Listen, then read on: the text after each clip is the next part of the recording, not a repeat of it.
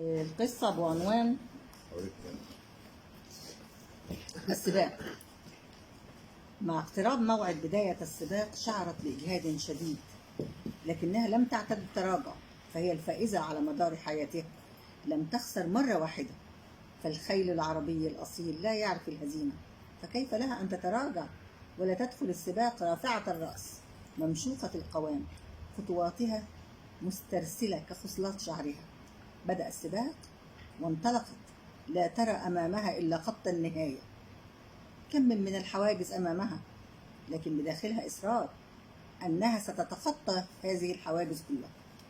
ما زال إحساسها بالتعب موجود ويزداد، وتتناساه. لابد أن تحقق الهدف. ستتجاوز كل الصعاب، حتى الألم لن يوقفها. بدأت بتجاوز الحواجز الواحد تلو الآخر، وأكملت بخطوات وثبات كلها ثبات، وبداخلها تتمزق والألم يشتد ويعتصره. لكن قرارها بعدم التراجع جعلها تتحمل كل الآلام. لم تعتد الفشل، لن يرحمها كل من حولها، فنجاحاتها المتعددة في كل سباق تدخله جعل لها أعداء حتى من أقرب الخيل. تحاملت على نفسها إلى أن وصلت إلى خط النهاية وتجاوزت.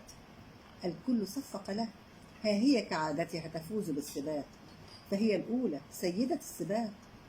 فازت بالسباق، لكن الإعياء والتعب زاد عليها، وحين جاء وقت التكريم فاضت روحها، ولم تصعد لمنصة التكريم لتتسلم الجائزة، بل تسلمها صاحبها فجنى ثمار معركتها الأخيرة.